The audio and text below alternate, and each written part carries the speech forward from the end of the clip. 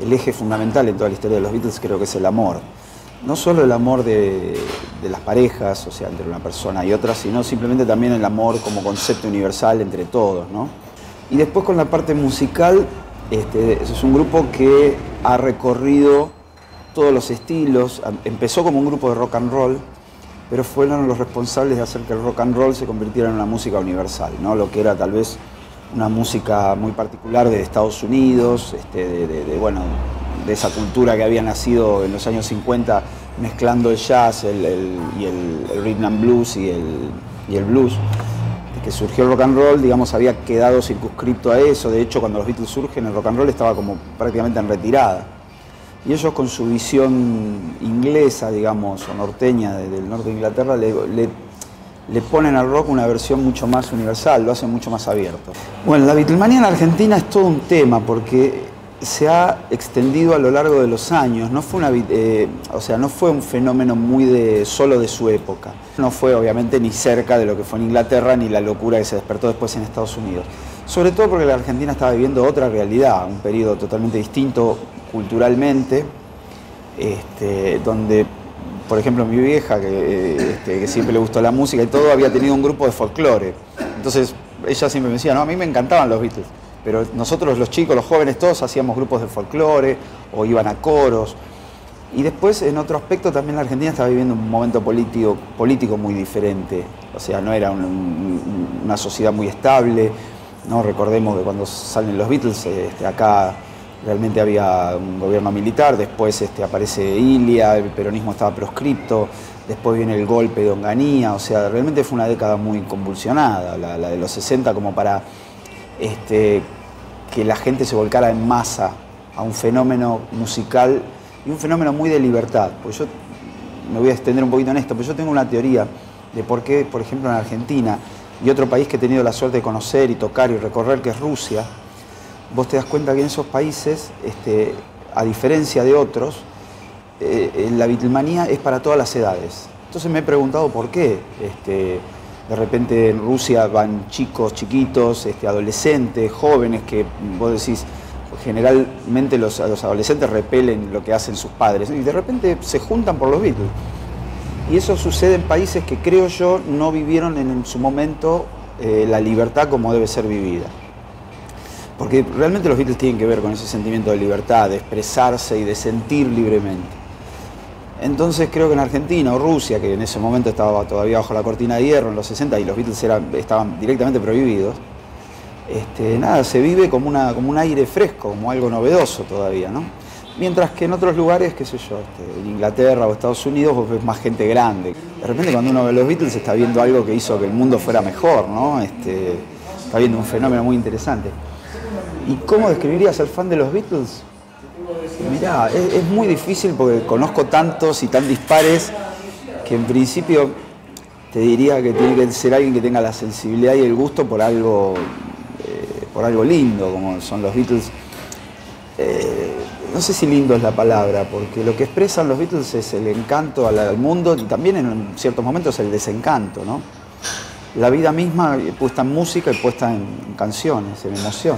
Sí, las letras a veces tienen una carga muy importante en los Beatles, pero uno se pregunta por qué en un mundo o en una parte del mundo donde no entendemos inglés nos llega tanto, ¿no?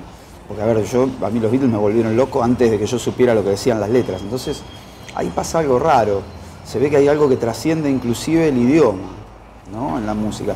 Yo creo que tiene que ver con una mezcla de cosas, tipos que concentraron toda una cultura musical que venía de antes y tipos que crearon toda una cultura que iba a venir, ¿no? Fue ese punto justo de inflexión. Y te encontrás con tipos muy particulares, muy inteligentes, muy astutos. Lennon es un tipo que, yo siempre digo, es un artista hecho y derecho, un tipo que su visión del mundo, de la sociedad, del ser humano, es muy, muy interesante. McCartney es un músico fuera de serie. O sea, es un tipo que no tiene parangón como músico, ¿no? No como artista, como Lennon, pero sí como músico es incomparable. Y Harrison, que aportó mucho y que creció de una manera descomunal también y se desarrolló también como un grande. Más Ringo, que aportó lo suyo, su simpatía, todo para completar una ecuación casi perfecta y que todos admiramos y que vos te das cuenta de la cantidad de gente que quiere repetir ese fenómeno. Bueno, yo descubrí a los Beatles. Es difícil decir cuando uno descubre a los Beatles, porque yo no sé si le pasa a todos los fans de los Beatles, pero cuando los descubrís sentís que ya lo sabías, que había algo que ya estaba ahí. Pero yo lo descubro o tomo conciencia cuando escucho Help, con un hecho muy triste que fue el asesinato de Lennon, digamos, ¿no? Yo cuando escuché, me acuerdo que mataron a Lennon, escuché Help y dije, como los dibujitos, ¿viste? Que se te cae la mandíbula. Dije, esta es la verdad revelada. Pensé, ¿viste? Esa es una epifanía me pasó, que yo pensé, me acuerdo de pensar, digo, qué buena melodía, qué buen ritmo, qué buena interpretación, qué buena la contravoz de los coros, que está todo bien, pensé, todo bueno. Y ahí empecé a buscar música y a rastrear y nada, creo que en un mes tenía así ya, ¿viste? Todos los discos y estaba analizando y disfrutando y entendiendo y viendo la historia sobre todo y libros y pidiéndole cosas a todos mis amigos. Empecé a recorrer casas de amigos, alguien tenía un disco, un libro, lo que sea. Durante 2 años los Beatles para mí fueron así el único tema de conversación. De hecho, recordamos a mi vieja, siempre me decía, me preocupa que lo único que te interese sean los Beatles. Pero después se fue dando cuenta que y gracias a los Beatles pude ir descubriendo muchas otras cosas, digamos, ¿no? Al leer, al interesarme en la historia y todo, uno va dimensionando todo lo que pasa alrededor y eso, qué sé yo, o sea, se llega a una cultura gracias a los Beatles. Enterarme de la muerte de Lennon fue una mezcla de emociones, porque obviamente descubrir a los Beatles era una emoción súper feliz para mí, pero a su vez estaba surgiendo de una pérdida que fue muy dolorosa, ¿no? O sea, yo no tuve el impacto de, lo mataron a Lennon, o sea, mataron a uno de los Beatles, a Lennon, pero entré justo ahí yo. Entonces fui tomando conciencia después y se me convirtió en una fecha muy dolorosa después. Durante años me agarraba como una especie de ataque de emo y el día los 8 de diciembre me encerraba, yo soy de Mar del Plata, en mi casa en Mar del Plata, me encerraba en mi habitación a escuchar la radio, a ver qué programas de Badía encontraba, donde él pasaba especiales y todo. Me acuerdo de eso, durante años fue como una fecha muy lúgubre. Pero bueno, es obvio que el asesinato de Lennon es una herida para mí simbólica en la humanidad. Así como los Beatles son un hecho simbólico también, y te decía, la música de los Beatles es un evento que mejora el mundo. La muerte de Lennon, el asesinato de Lennon, es un hecho que empeora el mundo y que marca, tiene como muchos puntos de análisis, pero es una herida, ¿viste? Como las heridas narcisistas, digamos, todo bueno, es una herida narcisista a la sociedad para mí, el asesinato de Lennon.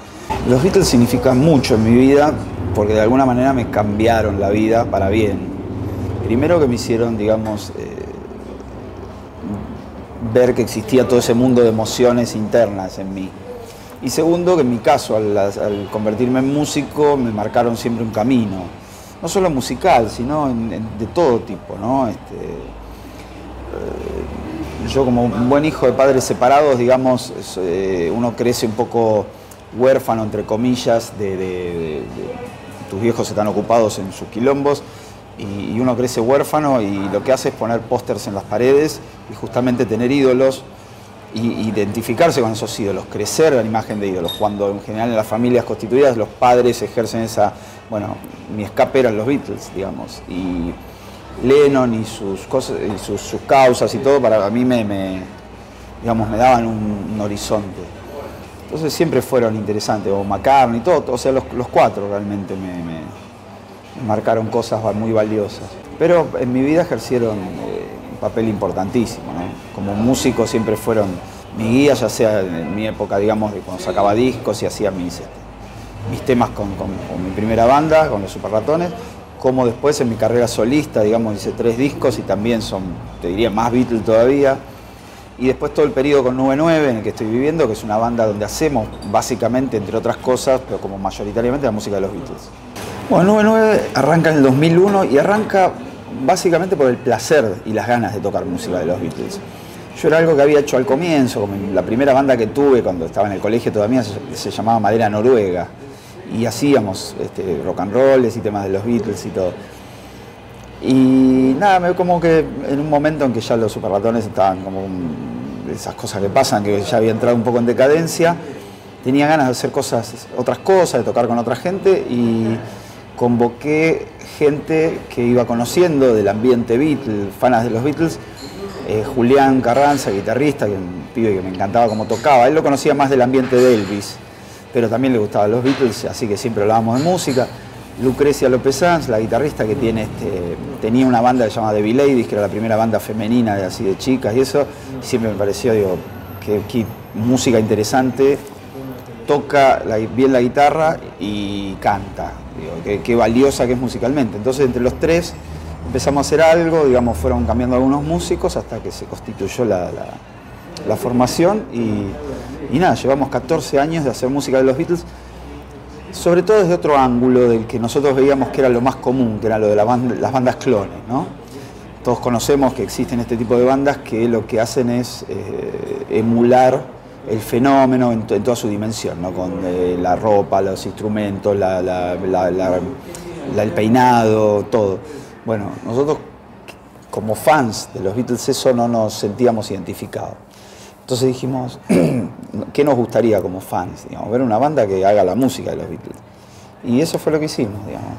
Una banda que no tiene las reglas, sino que es una banda de rock, digamos, de hecho con una chica, nadie se parece a nadie, nadie cumple el rol de nadie, pero tratamos de hacer la música de los Beatles lo mejor posible, lo más fielmente, y con una componente que para mí me parece que es el factor X, como dicen los ingleses, que es darle vida a las canciones, vida propia. O sea, no es... A veces la gente se confunde y dice, hacen versiones con el estilo de ustedes. No, respetamos los arreglos, pero le ponemos la impronta propia, la intención propia. Hemos tenido un montón de gratificaciones con Nube 9, porque realmente hacer la música de los Beatles es un placer ya de por sí. Tocar esas canciones es un placer. Yo a veces digo, armar una lista con las canciones de los Beatles es como sentirse Dios, porque es estar jugando a los dados con el arte, diría Einstein, ¿no? Lo que sea, ahí sí. No, la verdad que ese placer ya es el primero. Y después hemos tenido algunos logros lindos en la carrera, qué sé yo. Recuerdo la primera vez que hicimos el álbum Blanco y desbordó el lugar donde tocábamos, dijimos, bueno, acá hay algo que pasa, digamos. O sea, la gente está respondiendo a esto. Y la sensación de que la gente te responda y viva la música que a vos te gusta con vos es maravillosa. Y después, bueno, el hecho de haber sido invitados a Liverpool, las cosas que hemos hecho en Liverpool, shows especiales y todo eso, a veces pienso que de chico no me lo hubiera imaginado, me hubiera encantado que alguien, cuando iba a Mar del Plata al colegio o iba a jugar al básquet, que alguien me hubiera dicho, mirá que te gustan los Beatles, mirá que vas a tocar en Liverpool con músicos que tocaron con ellos, no sé, una experiencia maravillosa. Después teloneamos a Ringo, hemos hecho giras con Brian Ray, que es el guitarrista de Paul actual, el rubio, el que toca con él. Qué sé yo, tocado con infinidad de músicos que han grabado y tocado con ellos. Y sobre todo viajado por muchos lugares del mundo. Bueno, tocar en Liverpool siempre tiene un valor agregado. Tiene una cosa que lo primero que surge es que es el lugar donde los Beatles surgieron, nacieron. Entonces, la primera vez que vas tiene toda una emoción. Conocer y tocar en esos lugares es fantástico. Pero después aparece el otro, ¿no? Que es a medida, nosotros ya hemos tenido la suerte de ir 7 veces a Liverpool y nos hemos convertido en una de las bandas más importantes, 5 bandas más importantes del festival, digamos, ¿no? Entonces te van dando responsabilidades. Hemos hecho 2 veces teatros, hemos hecho shows al aire libre. Entonces tocar con invitados gente que han tocado con ellos. Entonces tenés esa responsabilidad de hacer las cosas bien. Bueno, eso como músico te hace crecer, te hace sentir más seguro y nada, eso, además de la emoción, es una cosa muy, muy valiosa para uno, ¿no? Ay, mira, te voy a decir una cosa que a la gente no le va a gustar. Para mí la más fácil no, por ahí, pero más que me sale más natural es Hey Jude. Que mucha gente está podrida de las bandas que tocan Hey Jude. En Liverpool, por ejemplo, no la podés tocar. Te matan, o sea, después te dicen otra vez Hey Jude, nadie quiere. Pero sin embargo es un tema que cuando se produce ese momento, el final, donde todos cantan, hay una unión ahí, se produce una unión que es mágica. Así que yo lo sigo disfrutando. Bueno, hay muchas razones para considerar por qué los Beatles son una leyenda, ¿no? Y a nivel mundial. Yo creo que el primero que sea a nivel mundial tiene que ver con lo que hablábamos primero de la universalidad de su música. han abarcado los estilos y ellos cuando hablan le hablan no solo a la gente de su región, sino realmente a una cosa más del mundo, a una cosa humana que todos tenemos en Japón, en Sudáfrica o en Israel o en Argentina o en Panamá, qué sé yo. Y que se hayan convertido en una leyenda creo que tiene que ver primero con una época en la que vivieron que fue muy especial, donde explotaron, digamos, donde los medios de comunicación se estaban desarrollando. La calidad de lo que hicieron es importantísimo también, en solo 8 años, y el hecho de haberse separado en el momento justo y no mostrar una decadencia, ¿no? Eso de dejar un cadáver joven y bonito que dicen, eso también habrá tenido que ver con que se conviertan en una leyenda. ¿Cuál es mi álbum preferido de los Beatles? Es una pregunta de difícil de contestar, solo superada por cuál es tu Beatle preferido. Es muy difícil. Yo lo único que a veces digo es que Rubber Soul me parece el disco más parejo.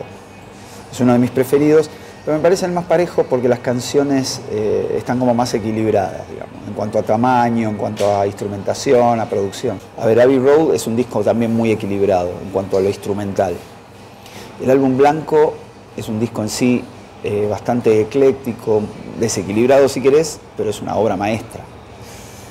Hay toda una discusión sobre el álbum blanco porque George Martin sostiene, él quería que fuera un disco solo. Si hubiera sido un disco solo, él dice que hubiera sido el mejor disco de los Beatles. Y McCartney dice que no, que es valioso así como es y que la obra es así como es. Después Sgt. Pepper durante años fue considerada la obra artística de la historia del rock más importante. Pero con el tiempo perdió un poco de validez, sobre todo a fin de siglo, donde en todos esos rankings que se hacían sobre el mejor disco, Revolver se convirtió, para asombro de todos, yo creo que tuvo que ver con ese fenómeno del Britpop, que copiaba más el sonido de aquel momento del swing in London, y Revolver fue como el símbolo de eso. Entonces, pero mirá, ya estamos hablando de 6, 7 discos muy valiosos. El primero también es muy valioso en sí, porque fue el que hizo la explosión, ¿no? Desde el arranque de I Saw Her Standing There hasta el final de Twist and Shout es prácticamente un viaje ese primer disco. Así que eso, para muchos también A Hard Day's Night es un disco muy importante, donde Lennon explota en toda su creatividad. Magical Mystery Tour, si bien originalmente fue un doble EP, cuando lo arman como LP y le agregan los 2 simples de Strawberry Fields Penny Lane y All You Need Is Love, queda hecho un discazo también. Es muy difícil para un fan de los Beatles elegir el preferido. Sí, es muy difícil analizar la obra Beatles, y ahí te das cuenta de cómo fueron evolucionando, porque en solo 8 años ellos construyeron una evolución musical sin parangón. Durante años yo leí en algún libro que los Beatles nunca miraban atrás, siempre pensaban en el disco que venía y nunca escuchaban sus viejos discos. Y hace poco en entrevistas McCartney y Harrison también desmintieron eso, decían, nosotros siempre veíamos qué habíamos hecho y de ahí en más pensábamos en no repetirnos. Y ese hecho de no repetirse y de hacer algo nuevo y evolucionar y cambiar y buscar y ir reflejando los cambios de su generación fue lo que los hizo también tan grandes, ¿no? Y había una relación muy interesante con su propia generación, que era la de ir marcando el camino, pero a su vez ver cómo se iba haciendo ese camino, ¿no? Eso era muy interesante. Sí, la década del 60 fue una década muy particular. Yo lo comparo a veces, creo que fue la década de la adolescencia de la humanidad. O sea, es una década adolescente, una década de búsqueda, en el buen sentido lo digo, no en el sentido de adolecer algo. Por ahí sí, pero es una década de búsqueda sobre todo.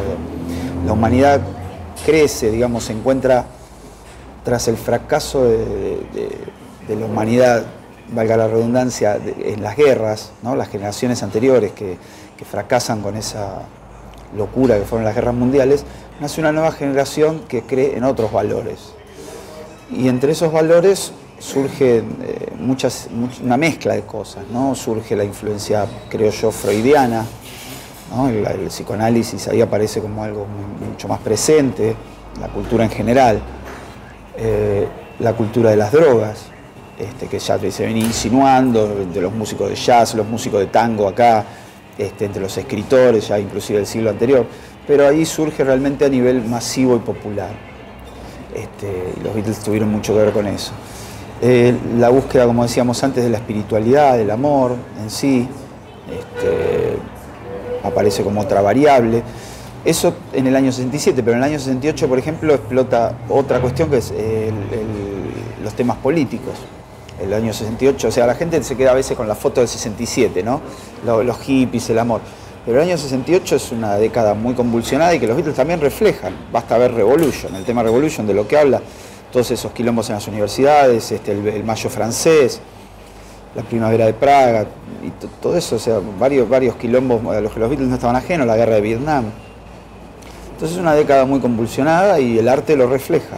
Mira, el tema de las drogas y los Beatles es un tema bastante controversial y convulsionado a veces. Hay que tratar hay que tratarlo con cuidado, como ellos mismos hicieron. Un famoso episodio donde Paul confiesa haber tomado LSD, que causa un escándalo en Inglaterra, y él dice, me preguntaron, ¿qué se suponía que tenía que hacer? ¿Mentir? Ellos creo que fueron lo suficientemente inteligentes en algún punto como para tomar las drogas como algo positivo, o sea, ellos siempre lo tomaban como una cosa experimental. De hecho, ellos siempre decían que no sirven para trabajar, o sea, no sirven para ir al estudio drogado y todo, no podés hacer nada, no servís para nada, ni para tocar, ni para nada, o sea, lo que servía era supuestamente para ver otros mundos, para expandir la cabeza, para relajar, para salir de lo establecido. Bueno, eso en cierto grado cultural es discutible, digamos. ¿Qué legado dejaron los Beatles para la humanidad? En principio lo más fácil que podríamos expresar es una obra musical maravillosa, ¿no? O sea, dejaron, depende cómo los cuentes, 13, 14, 15 discos fantásticos, ¿no? Un puñado de 230 y pico de canciones maravillosas, eso es lo primero. Pero eso sería simplificar un poco. Creo que dejaron un concepto de libertad y un concepto emocional, de poder sentir más libremente.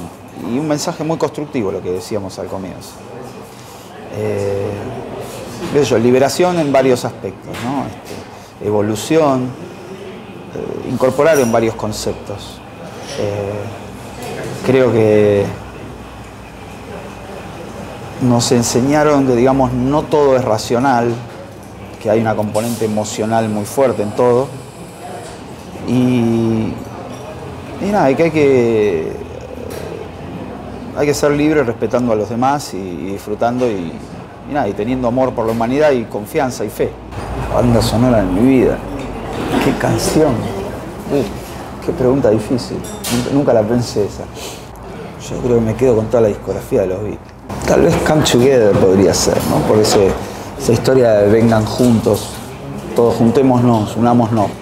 Creo que siempre juntarse para hacer algo bueno es algo valioso. ¿Sí? Podría ser Come Together. Mirá, la canción que a mí me marcó y con la que descubrí a los Beatles fue Help. No la quise elegir como banda de sonido de mi vida porque es un pedido de ayuda. O sea que a veces he necesitado ayuda, pero no siempre, por suerte, así que no la elegí. Pero si tengo que elegir una canción así que me marcó, obviamente fue Help. Hay veces que I Am the Walrus me parece un tema fantástico y me parece una obra así artística que me entretiene, me divierte. Y hay veces que, I Saw Her Standing There, en su simplicidad de rock and roll, me parece también una cosa bárbara. Pero si sigo enumerando, creo que el 90% de los temas te voy a decir que me parecen lo más. Así que Let It Be, que es una canción de McCartney. Y es una canción que Lennon odiaba. De hecho dijo, no entiendo por qué fue un tema de los Beatles, porque eso se parece a Wings, o Paul solista o lo que sea, dice Lennon. Es un tema que no le gustaba y de hecho cuando él arma el disco Let It Be, fíjate que está metido entre dos burlas, lo cual es muy loco. Y él decía que era un mensaje medio mojigato cristiano. En realidad es algo más simple, porque claro, en un momento habla de la Mother Mary, y muchos lo toman como la Virgen María, y en realidad la mamá de Paul se llamaba Mary. Él dice que la madre de Paul se le apareció en un sueño y le dijo una frase que era una frase símbolo de la familia, Let It Be. Cuando algo no lo podés cambiar, déjalo ser, déjalo ahí. Ese era el verdadero mensaje de Let It Be. Lennon, que era un tipo combativo, decirle déjalo ser, era casi una patada en los huevos para él. Entonces nada, nunca estuvo a favor de eso. Sin embargo, es una gran canción, ¿no? Escribir un libro sobre los Beatles para mí fue algo que me sumó y mucho, algo que disfruté, algo que me hizo aprender, me hizo crecer, digamos. Fue muy interesante. Fue hace unos años, junto a Sergio, a Marchi, que es gran periodista y amigo. Con él siempre nos juntábamos a hablar de los Beatles, era el tema recurrente, pero empezamos a notar que también nos gustaban mucho las carreras solistas de los Beatles. ¿Qué había pasado después de los Beatles? Y cómo habían seguido ligados ellos. Y cómo la gente, sobre todo el fan Beatle, se pierde, muchos de los fan Beatles se pierden todo lo que pasó después. Que Lennon tiene cosas maravillosas, McCartney tiene cosas maravillosas, Ringo tiene cosas maravillosas, y George ni hablar. O sea, el desarrollo de las 4 carreras fue bueno. Entonces, él una vuelta me comenta que estaba escribiendo un libro, que había empezado a escribir algo sobre la separación de los Beatles. Le dije, ¿por qué no hacemos algo que tenga que ver con bueno, todo lo que pasa después? Y nada, ahí nos enganchamos y empezamos a escribir. Fue, te digo, positivo en muchos sentidos. Por empezar a escribir un libro con alguien, escribir un libro, investigar y aprender mucho sobre un tema que me apasiona. Y nada, y tener muchas revelaciones que ni esperaba, digamos, ¿no? De cómo conocerlos más y toda esa historia. La historia de los Beatles dura 8 años musicalmente. Si querés, toda la parte de los antecedentes y desde el comienzo, si querés.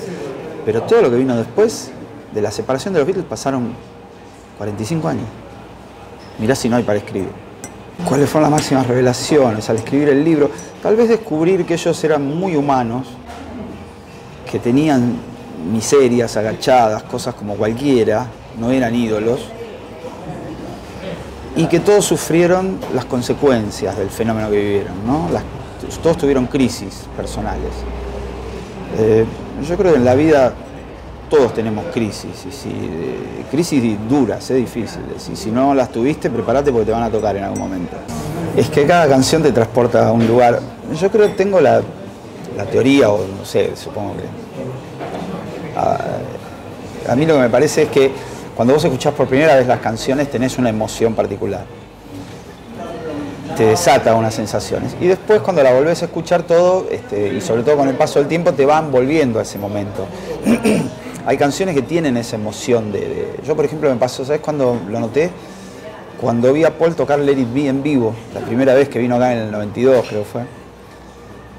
Fue la primera vez que me sentí que me cayeron unas lágrimas, me sentí medio tontuelo, pero es verdad, me cayó una lágrima y estaba sintiendo y recordando un momento de cuando era adolescente, estaba en mi casa en Mar del Plata y me acuerdo, me estaba quedando dormido y escuché Let It Be con los ojos cerrados y pensaba qué lindo sería algún día tocar este tema o disfrutar o sentir ese solo de guitarra, y cuando lo vi en vivo viví de nuevo ese momento. Mi frase de cabecera con respecto a los Beatles sería: gracias por la música. Gracias, ¿no? Decirles por lo que hicieron, por lo que nos dieron, por esa visión del mundo. Nos enseñaron muchas cosas.